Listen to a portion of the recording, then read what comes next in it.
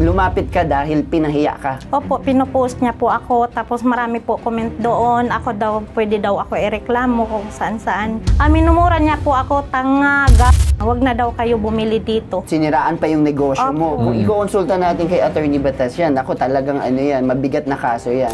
Malamang naramdaman ng customer ang pagkagrabe o naagrabyado siya, pero hindi po yun magiging dahilan upang mag-post ng paninirang puri. Yes po, pero ano pa po kasi hindi ko po nakita agad yung salamin. Pero hindi ba dapat, ma'am, tinignan niyo muna yung produkto bago niyo ito binayaran? Hindi. You're bringing other people in, tapos yung nangyayari, hindi nila alam, kinukuyog itong si Ma'am Grace. Ma'am, hindi ka nakikinig, kinakausap kita kanina pa. Malaya tayo mag-post, but we are not free from the consequences of our actions. Kapag ikaw ay nagsabi sa social media na hindi tama ang pwede mangyari sa'yo, masampahan ka ng cyber libel. Ako minado naman ako mali yung pag-post ko.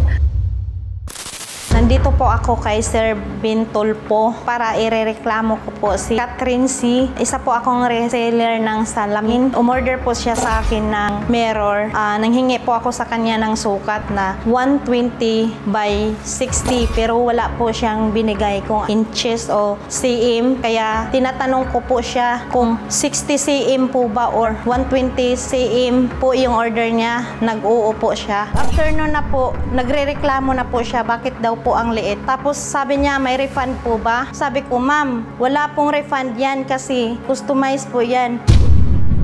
Hindi mo ba siya tinanong, ma'am, ano po bang metric system? Centimeter po ba? Inches? Meters? Tinanong ko po siya about sa CM po, nag-yes po siya, sir. Nag-yes siya? Opo, Yun naman 3 times po. Pero matanong ko, gaano kaliit ba yung salamin? Ano bang sukat? Kasi 4 feet po, sir. Pero yung sa 120 cm po. Kasi kung ilagay po natin sa inches po yung 120, sir, 10 feet na po siya. 10 feet. Grabing ang laki. Magkano ang ibinayad ni Catherine? 2,600 po, sir. So yung budget na binigay niya sa'yo, sakto lang din talaga sa sukat na ginawa mo. Opo. Kasi kung magre-request siya ng ibang metric system, sabihin natin metro, yung sinasabi mong 10 feet, hindi yung 2,600. Hindi po. So sakto lang talaga yung halaga. Kumbaga, nagmamatch yung price. Opo. Nag-o-offer din po ako sa kanya, sir, ng 3 feet by 6 feet, 4,200 na mahalan po siya. So anong ginawa ni Catherine, no? Kasi lumapit ka dahil pinahiya ka. Opo, pinopost niya po ako, tapos marami po comment doon. Ako daw, pwede daw ako ireklamo kung saan-saan. Sino yung nagkomentong isa sa ka dahil lang sa kaibigan salamin? ata niya. Kaibigan niya. Opo. Anong masasakit na sinabi sa'yo ni Catherine?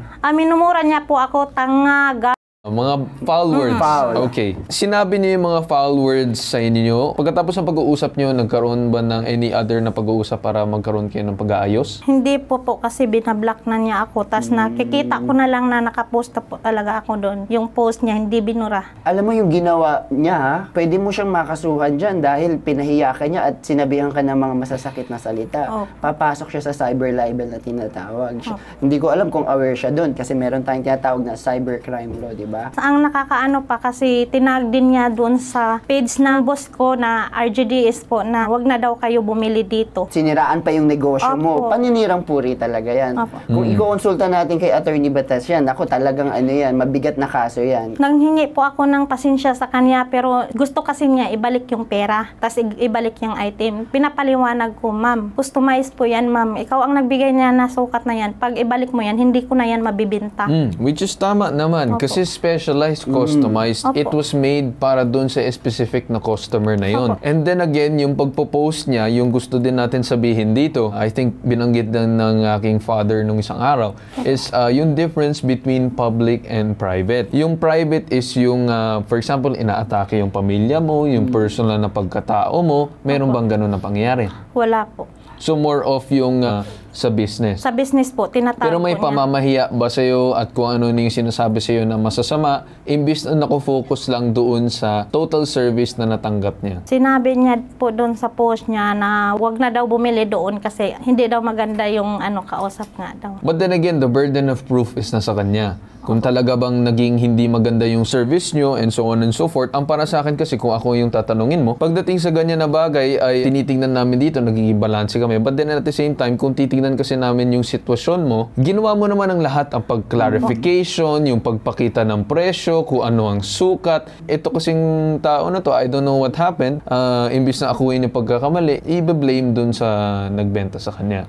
Grace, di ba naghamon din tong si Catherine na sa bitag na lang daw kayo magharap? Anong sinabi niya exactly? Ano yung naging Sige po, pag-uusap ninyo? tatawagan na lang daw po siya. Hinahamon ka pa niya na wala siyang pakialam na siguro kahit lumapit ka pa sa Tawagan bitag. na lang daw siya pag nandito na ako. Matatawagan ba natin itong Paring customer? natin, subukan Para natin. makausap din natin. Siguro kahit iparinig lang yung ringing on the line. Tapos ang maganda pa yung ginawa ko, sir, kasi pumayag talaga ako na COD. Alam mo, nagbayad Pumayag siya. kang COD. Opo, kinabukasan pa po siya nagbayad. Yun, akala ko nakita na niya yung mirror. Na-receive niya yung mirror ngayon po. Kinabukasan pa po siya nagbayad. Tsaka after noon po siya nagre-reklamo. Okay, pakiring nga. Parinig nga ulit. Magandang umaga po, Ma'am Catherine C.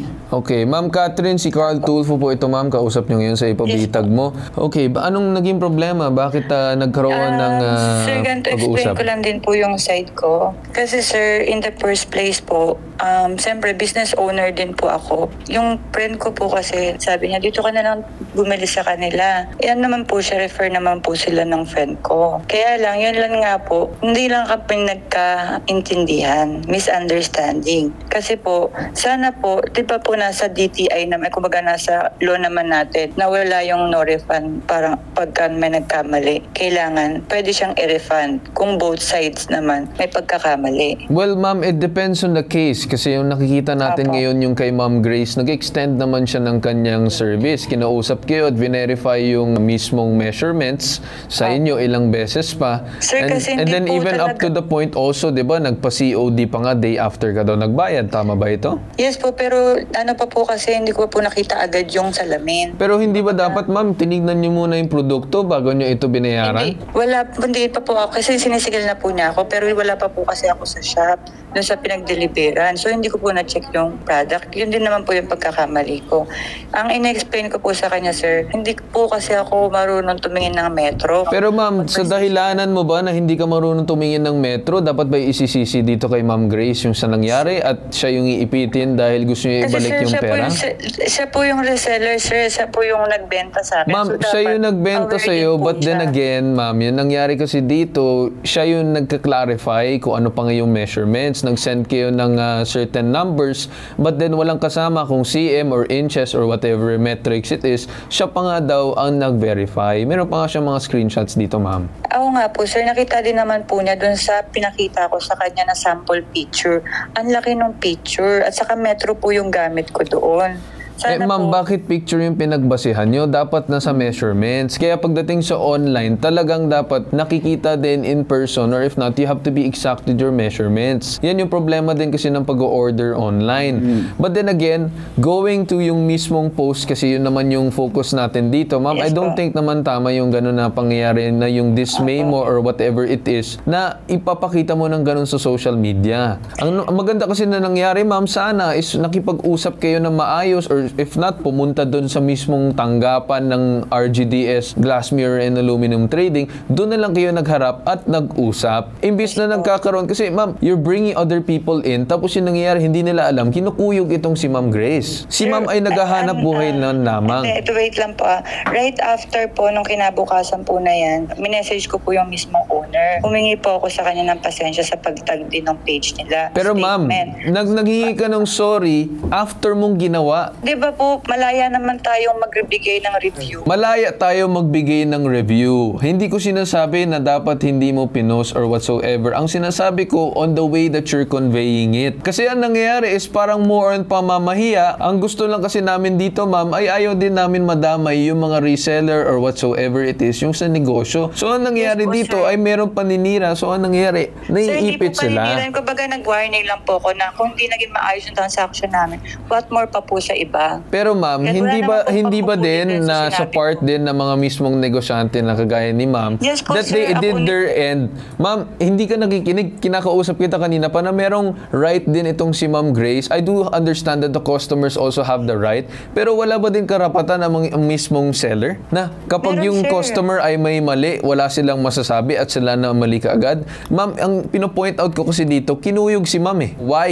Kasi there's a way of how you conveyed the message message. It's not more on your dismay. Parang may saltik or tama dun kay ate. Ang sa akin is, if you're gonna express your dismay or disappointment, dapat merong proper way of saying it. Malaya tayo mag-post, but we are not free from the consequences of our actions. Kapag ikaw ay nagsabi sa social media ng hindi tama, ang pwede mangyari sa'yo, masampahan ka ng cyber libel. Why? Because you said something that is not supported by fact or could be supported by fact, but in such a way na may pamamahiya. Kasi you're encouraging the public in such a way na yung business ay kuyugin. Kaya nga sinasabi ko, ma'am, bago umabot sa social media, maganda man sana na ayusin nyo in whatever means possible na hindi aabot sa social media. Okay, napag-usapan na natin ngayon ano ang pwede mong gawin or kayong dalawa para magkaayos na kayo. Ako sir, akaminado naman ako mali yung pag-post ko. Tapos nung sinabi ko sa'yo na kung pwede ba siyang i-refund or gawan mo ng paraan, sabi mo no refund po, ganyan. Pero So, ma'am, syempre, kasi you do understand that the product itself is customized. And you gave the measurements. Yes po sir, alam ko naman po. Kaya nung nag-message po ako dun sa owner mismo, siya po nagsabi, papalitan. Pero ang inaano ko lang po kay Miss Grace na consideration, kasi sabi niya 2.6 lang naman yan ma'am. Oo nga, 2.6 lang yan. Kahit 1 peso, mahalaga sa akin yan.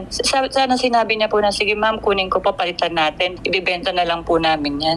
Sige mama, sandali. Tatanungin ko si Ma'am Grace. Totoo ba itong sinasabi ni Ma'am Catherine? Hindi po, nandyan po nakakonverse. Nag-offer ka ba na i-refund or ibalik or ipalitan yung product? Sinasabi ko sa kanya, walang refund po dahil customized na. Pero yung ibig kong sabihin is yung sinasabi ni ate na palitan yung mismong produkto. Hindi ka nakapag-offer ng gano'n na bagay. Totoo ba na yung mismong may-ari ay nagsabi na Yes po, papalitan yung salamin? Hindi Meron na nga po. din Pinasa yung po may-ari Miss po Mela. sir kasi gusto niya pasukatan daw po doon magkano lang yung halaga niya tapos pasusukatan I do niya understand, mismo sa- pero at the same time, may punto naman din si ma'am na pagdating sa ganyan na bagay na talagang mahalaga kahit ni 5 sentimo. Ako po sir kasi pag ibalik niya, sa akin din maano yung 2.6 na yun. Sa akin ako mag-aabono. Saan naman ako kukuha ng 2.6 na yun? Eh kung nag-usap sila ng may-ari na may refund na yung may-ari yun is wala na akong ano doon kung Ganito na lang, no? sa may-ari. Since may pag-uusap kayo nung sinasabi yung may-ari, which is why, ma'am, na sinasabi ko sa iyo na mas maganda na pumunta ka doon sa mismong pagawaan. Okay? Yes po, yun nga. Nakaharap yung mismong may-ari. Kasi ang nangyayari dito, ma'am, is yung reseller is just a mere reseller. She doesn't have the capacity to say such na papalitan namin or i-refund namin. Wala siyang karapatan na sabihin yun. Kasi hindi siya yung nagmamay-ari ng produkto. Kaya nga sinasabi ko sa inyo, ma'am, na mas maganda na pumunta kayo doon sa mismong pagawaan para magkaroon kayo ng pag-aayos. So yun na lang siguro yung advice ko na gawin mo. And kung ako ang tatanungin mo, siguro kung gusto mo magkaayos na kayo ni Ma'am Grace at hindi na umabot sa hukuman, ay siguro i-take down mo na lang yung post and then mag-usap-usap na lang kayo doon sa mismong opisina ng may-ari para kayo na lang ang kakaayos. Para matigil na yung pahihiya dito kay Ma'am Grace and hindi na siya madamay at makapagnegosyo lang naman ng maayos. Okay po. Okay, thank you. Well, anyways, kausapin din natin ito on the line ngayon si Attorney Bataos Mauricio. Matindi po yan sapagkat kung ang mga post ay nakakasirang puri sa isang tao at yan po inalabas sa online platform, social media, maliwanag po na ituturing itong cyber libel sa ilalim ng Republic Act 10175 o yung ating cybercrime law. Kung ang paninirang puri ay dinaan po sa online, sa social media, internet platforms, maliwanag po na tumataas ang krimen. Hindi na siya ordinaryong paninirang puri, napupunta na po siya sa cyber libel. At ang masakit po dyan, ang parusa pagkakabilanggo hanggang 18 taon na. Malamang naramdaman ng customer ang pagkagrabe o naagrabyado siya, pero hindi po yun magiging dahilan upang mag-post ng paninirang puri. Dahil may proseso po tayo pagka gusto po natin halimbawa magpa-refund at yung kausap natin ayaw magbigay ng refund, hindi po dadaanin sa social media yan, dadaanin po sa hakbang legal. Nakita po natin dito sa binabanggit nyo, Ginoong Carl Tulfo, na kasundo, merong sukatan at mukha lamang po hindi nagkaintindihan. So diyan po nagkakaroon. So masasabi po natin, mas makakabuti, magharap po yung supplier at yung customer na nag-o-order at doon mismo magkaliwanagan kung ano ang ino-order o ano yung gustong ipagawa. Ang lagi po nating payo sa kanila, gawin mong cash on delivery. Upang sa ganon, makita muna nung customer na umo-order o di kaya nagpapagawa kung ano yung in-order niya at kung ito'y ayon sa kanyang specification. At kung hindi po ito ayon doon sa kanyang nais makuha o mabili, maaari naman po niyang ipabalik yan dahil cash on delivery naman po yan. Yun lang naman, Attorney Den, ang gusto ko mahingi ngayong araw. Thank you so much for accepting our call today. Maraming salamat po muli. Ito ang nag-isang pambansang sumbungan, tulong at serbisyong may tatak, tatak bitag, tatak Ben Tulfo, tatak hashtag, ibabitag mo.